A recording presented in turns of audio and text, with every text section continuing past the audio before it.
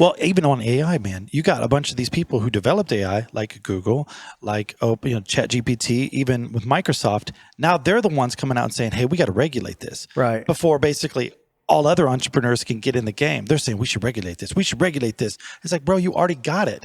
No wonder you're trying to regulate it. But they do that where it's just like, oh, we're not beating TikTok, so get rid of it or let us buy it at a discount. Right.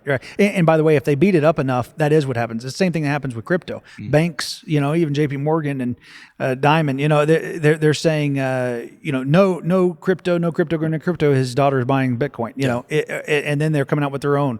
So it's really, no, not until we can catch up is what they really mean. But here's the thing with AI. I was working on artificial intelligence defense systems.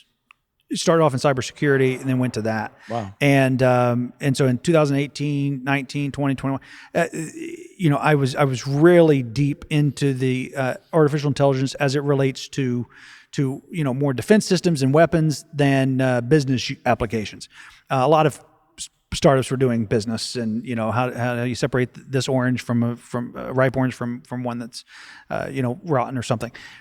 So I wasn't focused on that side. Here's the thing with artificial intelligence. And I was having a conversation with one of the former leads at the Pentagon, heads of artificial intelligence at the Pentagon, about this a couple of years ago. And the problem is there were some things I was seeing what I was able to do, and I didn't want to overstep with some of the things that I was working on and creating.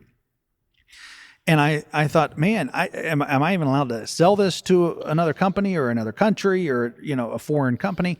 And because it seemed too powerful, how in the world are we able to do this? And you know what he said? He said the United States is reactive, not proactive. He said, we don't really have a council on artificial intelligence or committees on this, and we don't really put in safeguards until something bad happens. Then we put the committees together, and then we figure out how to keep that from happening again. And that's where the regulation comes from. I don't think we can do that with AI.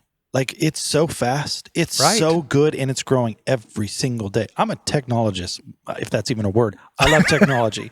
Technologist, not a linguist? Is that what you're saying? Dude, I read up on it. I love it. I love checking out new AI products. I love working with it. We've got it in our workflow. Yeah. I cannot keep up. Right. I mean, it's just like everything's new, everything's faster. And then when you work in quantum computing in the future, it's scary. We can't be reactive. We have to. And yesterday, one of the AI robots at the Tesla Gigafactory pinned one of the workers, and there was a trail of blood and everything else that came out yesterday. There's going to be challenges on it, but it's not going to be stopped. But there has to be some semblance of safety or minimum guidelines on how to, when you're working with these things. Right now, it is the Wild West.